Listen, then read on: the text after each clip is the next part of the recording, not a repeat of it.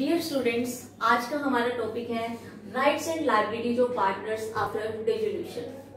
सो students, rights हम कर रहे हैं। सबसे पहले our first right is right to have the business wound up. According to section 46, every partner has the right to use the assets of the firm. हर एक partner को ये राइट है कि फर्म की एसेट्स को वो यूज कर सके, यानी कि वो फर्म की एसेट्स को वो सेल करेगा सबसे पहले। उसके बाद सबसे पहले उसका काम जो वो क्या है कि एसेट्स को सेल करके फर्म के जो क्रेडिटर्स है या जो अदर लायबिलिटीज है उनको वो पे कर दे। उसके बाद सेकेंडली जो सारे पार्टनर्स हैं वो अपने बीच उस अमाउंट को डिस्ट्रीब्यूट कर लेंगे, क्योंकि क्रेडिटर्स को और आउटसाइड लायबिलिटीज को तो उन्होंने पेमेंट कर दी। उसके बाद जो रिमेनिंग एसेट्स है का अमाउंट है उस अमाउंट को वो आपस में क्या करते हैं, डिस्ट्रीब्यूट कर लेते हैं, और उनके इस राइट को हम राइट ऑफ लीन का नाम जो है वो देते हैं। Then come to second point, right to have the debts of the settled out of the property of the firm. According to section 49, जो section 49 जो है वो कहती है कि जो फर्म के डेट्स हैं, ठीक है, वो किस तरीके से पे किए जाएंगे। अगर फर्म के ज्वाइंट डेट्स हैं, ठीक है, तो उसके लिए फर्म की प्रॉपर्टी को, ठीक है, फर्म की प्रॉपर्टी को पहले फर्म के लोन को रिपे करने के लिए यूज किया जाएगा। इसके बाद अगर पार्टनर का कोई पर्सनल लोन है, पार्टनर का कोई लोन है, तो उसको पे करने के लिए यूज किया जाएगा। इसी तरीके से अगर पार्टनर की कोई प्रॉपर्टी है तो वो पहले पार्टनर के लोन को रिपे करने के लिए यूज की जाएगी। अगर बचती है तो फिर फर्म के लोन को पे करने के लिए यूज की जाएगी। ऐसा कहता है रूल हमारा सेक्शन 49 के under. Then right to return the premium on premature dissolution. अगर जो हमारा फर्म है उसका डिसोल्यूशन टाइम से पहले हो जाता है और एक पर्सन ने जो एडमिशन लिया था वो एक पर्टिकुलर टाइम पीरियड के लिए लिया था, ठीक है, फॉर एग्जाम्पल उसने 4 ईयर के लिए एडमिशन जो है वो लिया, और जो आपका जो क्या कहते हैं टर्मिनेशन जो है, डिसोल्यूशन जो है वो आफ्टर 2 इयर्स हो गया, तो उसने जो गुडविल का अमाउंट दिया है, जो प्रीमियम का अमाउंट दिया है फुल टर्म के लिए, वो उसे वापस लेने का राइट है, ठीक। लेकिन ये एडमिशन की टर्म्स एंड कंडीशंस पर डिपेंड करता है।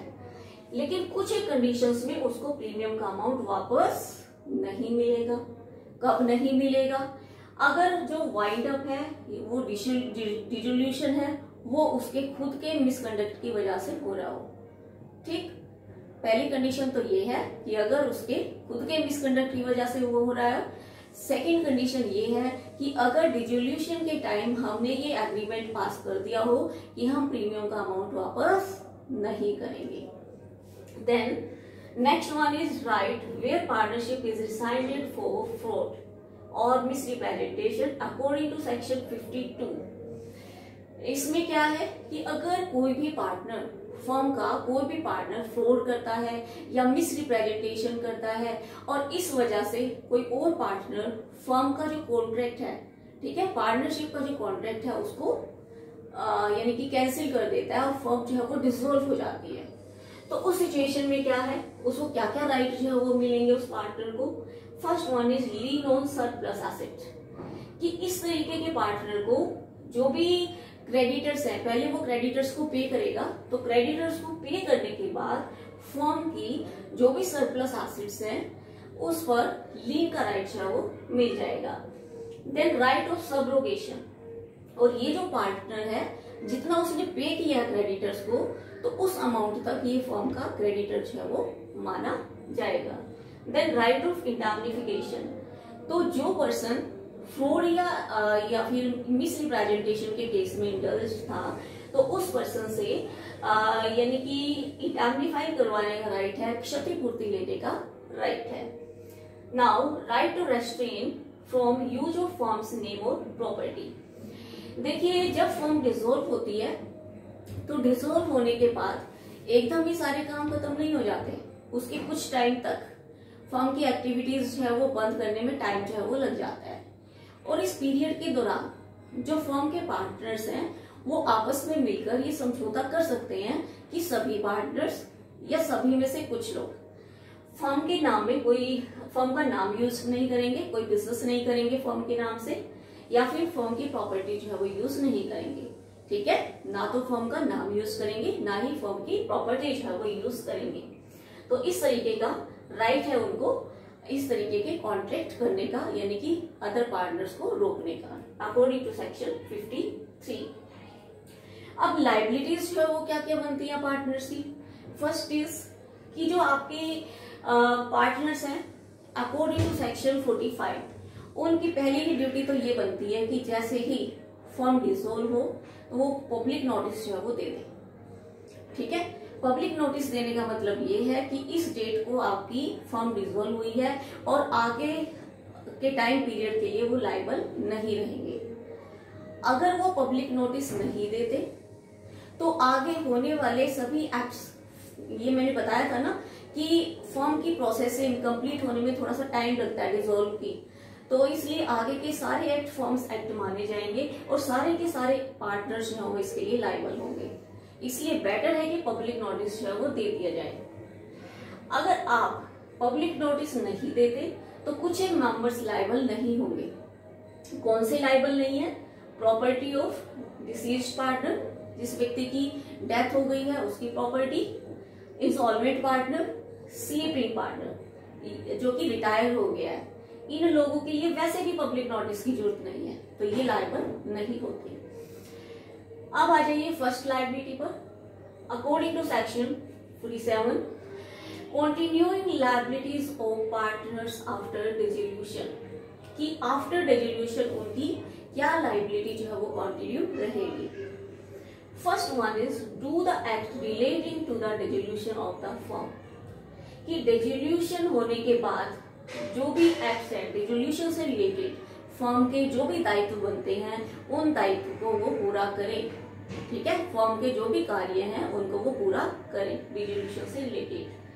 Complete the transactions that were incomplete at the time of dissolution, इसके अलावा उन ट्रांजेक्शंस को कंप्लीट करें जो कि डिसोल्यूशन के टाइम क्या थी, इनकम्प्लीट थी। इसके अलावा सेकेंड लायबिलिटी है liability for personal profit earned after dissolution.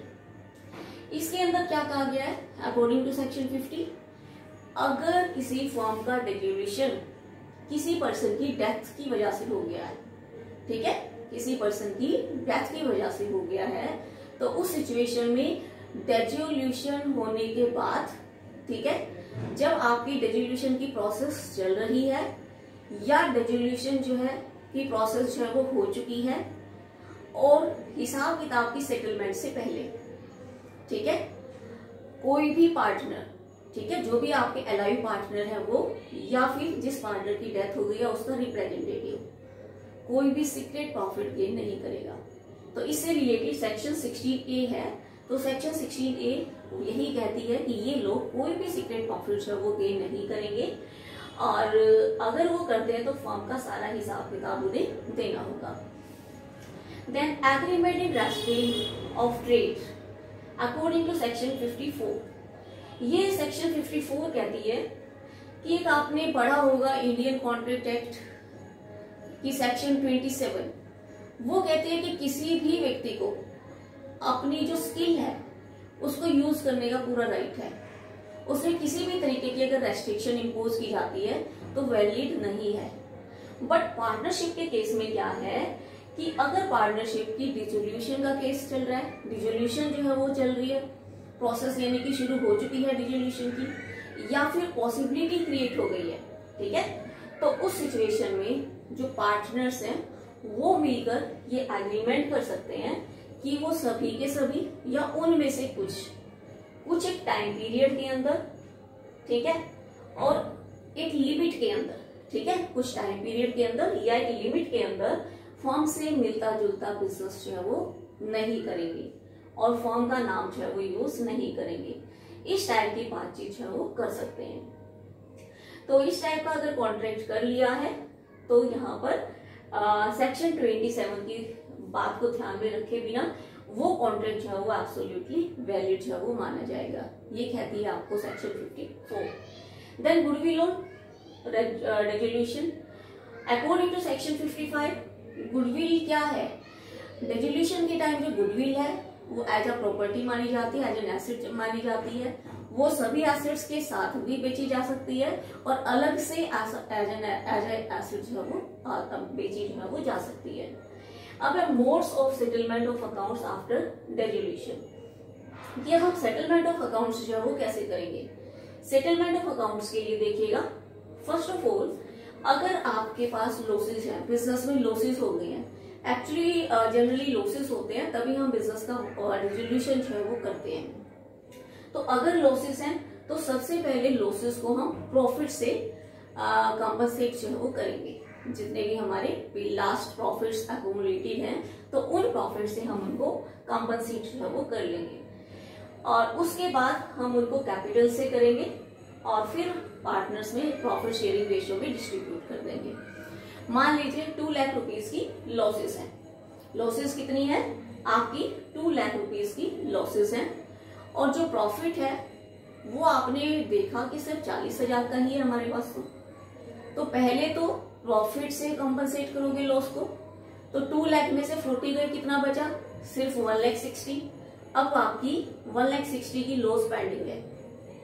फिर आप अपने कैपिटल अकाउंट पर जाएंगे।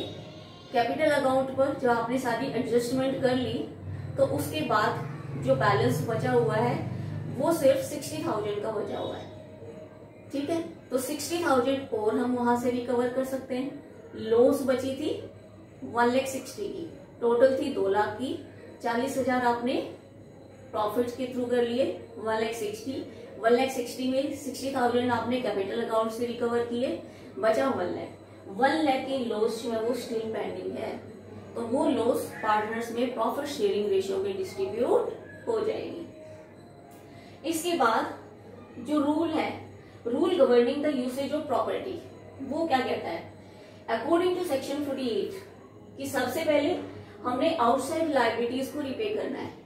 ठीक है, सबसे पहले जो आपके क्रेडिटर्स हैं, जो आउटसाइड लायबिलिटीज हैं, उनको हमने पे ऑफ जो है वो करना है प्रॉपर्टी को सेल करने के बाद। इसके बाद पार्टनर्स का कोई पर्सनल लोन है तो उसको हमने पे करना है। पहले आउटसाइड लायबिलिटीज सारी पे की जाएंगी, थर्ड पार्टी की लायबिलिटी पे की जाएंगी, फिर पार्टनर का लोन पे किया जाएगा। इसके बाद पार्टनर्स को उनकी जो कैपिटल है वो वापस की जाएगी। इसके बाद फिर हम जो भी बैलेंस बचेगा उस बैलेंस को प्रॉफिट शेयरिंग रेशियो में डिस्ट्रीब्यूट जो है वो कर देंगे। तो मेन तो यही थे पॉइंट्स और सारे पॉइंट्स आपने डिस्कस कर लिए हैं। जैसे कि फर्म का ज्वाइंट लोन है तो फर्म की एसेट जो है वो यूज होगी फर्म के लोन को रिपे करने के लिए, और इसके अलावा अगर फर्म की एसेट बचती है तो आप पार्टनर का लोन पे करने के लिए यूज कर सकते हो।